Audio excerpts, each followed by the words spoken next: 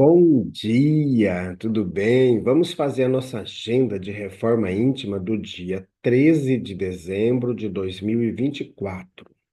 Reflexão e vivência em torno do Evangelho.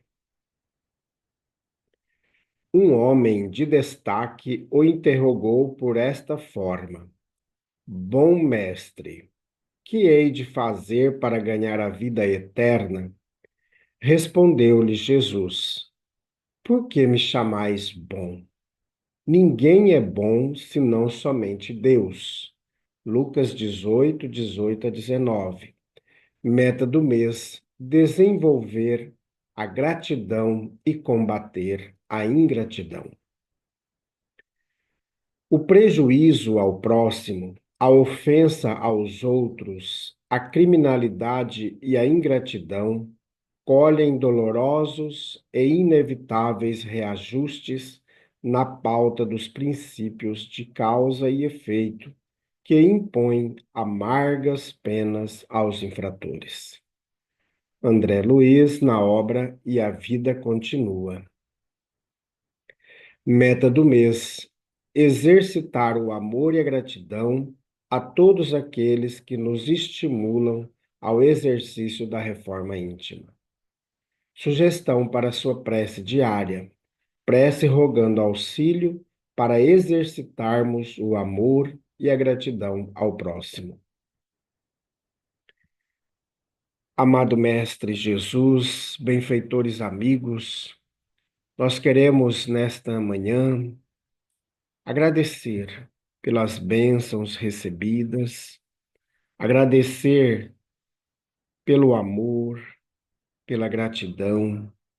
Queremos, Jesus, colocar em tuas mãos também todas aquelas pessoas que estão hospitalizadas, aquelas que estão doentes, aquelas que estão acamadas em suas residências. Colocar em tuas mãos, Jesus, todos aqueles que nesse instante passam por grandes aflições. Que o seu amor possa os envolver a todos. Graças a Deus. Meus amigos, amanhã, sábado, nós iremos realizar a nosso processo de encerramento das atividades amanhã da evangelização na parte da manhã e no final da tarde o encerramento do curso da Global Kardec, a Escola de Estudos Espíritas. Então, todos estão convidados para este grande momento, essa grande festa. Lembrando aos amigos que os cursos vão iniciar em fevereiro, então se programe para estudar com a gente, para conhecer a doutrina espírita. E também no domingo nós vamos realizar o Natal de Rua, com a distribuição da sopa fraterna às pessoas que estão em situação de rua em nossa cidade. A Casa Espírita Amigos da Paz está sediada em Alta Floresta, Mato Grosso, no bairro Jardim Primavera, no final da Avenida Brasil. Mais esclarecimentos, entre em contato com a gente pelo WhatsApp 66 984 66 7110. Meus amigos, nós estamos estudando o 7º volume da coleção O Evangelho por Emmanuel. E neste aqui estamos estudando os comentários às cartas universais e ao Apocalipse. Assim, aquele que sabe fazer o bem e não o faz, comete pecado. Carta de Tiago, capítulo 4, versículo 17. Reclamações. Censuras com grande alarde os que se oneraram nos delitos do furto. Entretanto, se acumulas inutilmente os recursos necessários ao sustento do próximo, não podes alegar inocência. Acusas os que desceram à criminalidade, mas se nada realizas pela extinção da delinquência, não te cabe o direito de reprovar. Apontas o egoísmo dos governantes, no entanto, se te afervoras no egoísmo dos dirigidos, deitas apenas conversa vã. Criticas todos aqueles que instruem os seus irmãos de maneira deficiente, contudo, se dispões de competência e foges ao plantio da educação, não estarás tranquilo contigo mesmo. Clamas contra aqueles companheiros que categorizas por rebeldes e viciados, quando lhes anotas a presença no trabalho de socorro aos semelhantes. Todavia, se te sentes virtuoso e não levantas sequer uma palha em favor dos que sofrem, as sentenças que te saem da boca não passarão de injustiça. Entra no serviço de alma e coração, para que possas comentá-lo. Ninguém pode exigir dos outros o que não dá de si mesmo. Quem sabe o que deve fazer e não faz, deserta dos deveres que lhe competem, caindo em omissão lamentável, e se intenta atrapalhar quem procura fazer, certamente responderá com dobradas obrigações pelo que não fizer. Comunicação de Emmanuel, publicada no Reformador, agosto de 1961, e também na obra Palavras de Vida Eterna, da editora FEB e também da editora Comunhão Espírita Cristã, capítulo 99. Meus amigos, que lapada, logo cedo, né, de madrugada, a gente já levando uns puxões de orelha aí de Emmanuel e de Tiago. É muito interessante a gente refletir sobre isso. Quantas vezes nós somos críticos ferrenhos, mas a gente não tem moral para criticar, porque a gente não está envolvido naquela ação. Então, se a gente sabe fazer e não faz, a gente está omitindo. Como diz Tiago, se a gente sabe fazer o bem e não faz o bem, comete pecado. Meus amigos, vamos fazer uma reflexão aí no nosso íntimo, porque muitas vezes nós somos rápidos na nossa fala, na nossa crítica, às vezes muito dolorosas para com aqueles que estão na tarefa. Muitas vezes a gente desrespeita o nosso companheiro, nossa companheira, que está dedicada a uma tarefa. E a gente, porque aquela tarefa, muitas vezes, tira o nosso companheiro, a nossa companheira da nossa presença, ou o nosso filho da nossa presença, né? Por exemplo, nós temos as nossas tarefas na casa espírita. E como nós somos poucos, muitas vezes nós acumulamos muitas outras tarefas, muitas outras funções. E aí, às vezes, por a gente acumular essas funções, a gente vai quase que todos os dias para a casa espírita. Tem várias ações para serem feitas. E aí, muitas vezes, o marido não vai na casa espírita, mas reclama, chateia com a esposa que vai. Às vezes, o esposo vai, a esposa não vai, aí se magoa, se chateia, porque o marido vai. ou às vezes o filho vai, fica ausente da vida familiar também, muitas vezes, por estar dedicado à tarefa, e a família reclama, e assim por diante. Então, é muito interessante a gente perceber, porque se compreender a necessidade também do outro. E se nós pararmos para perceber, muitas coisas boas têm acontecido na nossa família por a nossa frequência na casa espírita. Muitas coisas interessantes, às vezes a questão de saúde, a questão do equilíbrio da família.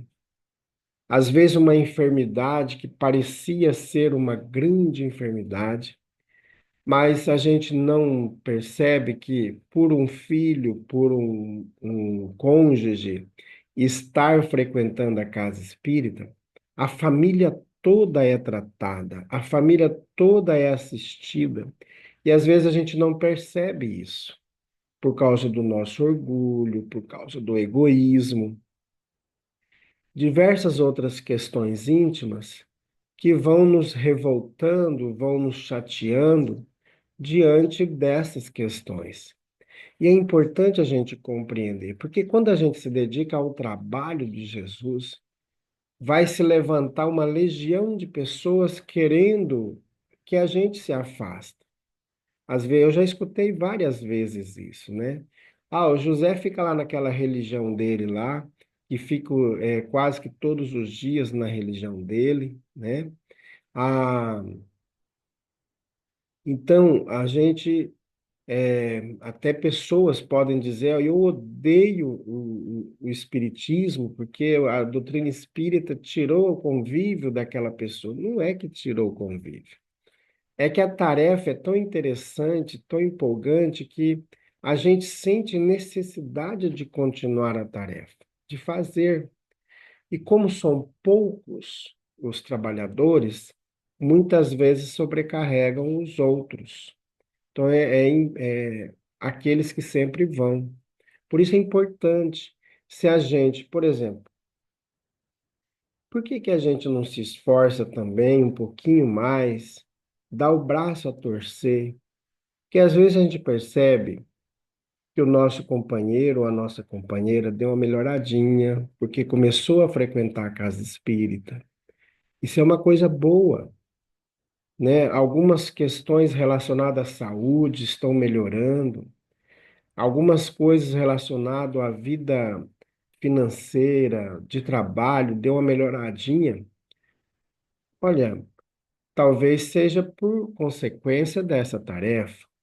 Não é que a gente tem que fazer a tarefa com interesse de ter lucro ou ter participação naquela ação. O Evangelho segundo o Espiritismo diz para nós que nós temos que trabalhar na caridade com desinteresse.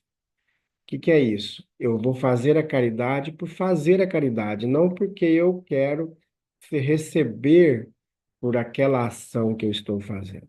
Mas no fim, a gente recebe.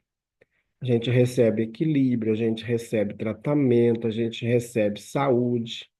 Então, essas questões vão nos auxiliando. Por isso que é importante, veja aqui que o Emmanuel nos chama a atenção, ó. Censuras com grande alarde os que se oneraram nos delitos do furto. Entretanto, se acumulas inutilmente os recursos necessários ao sustento do próximo, não podes alegar inocência. Então, se a nosso ter, né, o nosso egoísmo está fazendo com que outros possam entrar na criminalidade, a gente é participante. Às vezes a gente aponta o egoísmo dos governantes, e aí o Emmanuel diz: no entanto, se te afervoras no egoísmo dos dirigidos, deitas apenas conversa vã. Criticas todos aqueles que instruem seus irmãos de maneira deficiente. Contudo, se dispões de competência e foges ao plantio da educação, não estarás tranquilo contigo mesmo. Então, às vezes a gente critica, é rápido na fala, magoa, chateia, entristece, mas a gente não é capaz de auxiliar também. A gente não quer auxiliar. Então, a gente está fugindo da tarefa. Como diz o Emmanuel aqui no finalzinho, quem sabe o que deve fazer e não faz, deserta dos deveres que lhe competem, caindo em omissão lamentável, e se intenta atrapalhar quem procura fazer, certamente responderá com dobradas obrigações pelo que não fizer. É muito sério esse falar de Emmanuel para todos nós. Então, que nós fiquemos com essa reflexão, que consigamos avaliar nossa vida diante dos ensinamentos de Jesus. Graças a Deus, bondoso Jesus, amigos benfeitores, nós queremos, nesse instante, rogar por aquelas pessoas que convivem conosco e que muitas vezes reclamam das nossas práticas do Evangelho, se chateiam com a gente, com os compromissos que nós assumimos na casa espírita. Queremos colocar, Jesus, em tuas mãos todos os nossos familiares que, por essas tarefas na casa espírita, se privam da nossa presença, do nosso convívio, os nossos amigos. Amado Mestre, nós colocamos em tuas mãos todos os educadores, todos os professores, todos os dirigentes. Colocamos em tuas mãos os evangelizadores, os médiuns das casas espíritas. E também queremos colocar em tuas mãos, Jesus, todos os governantes, desde os prefeitos, os governadores, o nosso presidente que está no hospital. Que o seu amor seja com todos nós, Jesus, para que consigamos avançar na tarefa redentora das nossas vidas. Graças a Deus, que Deus seja louvado. Meus amigos, tenhamos um bom dia, fiquemos em paz e que Deus nos abençoe a todos.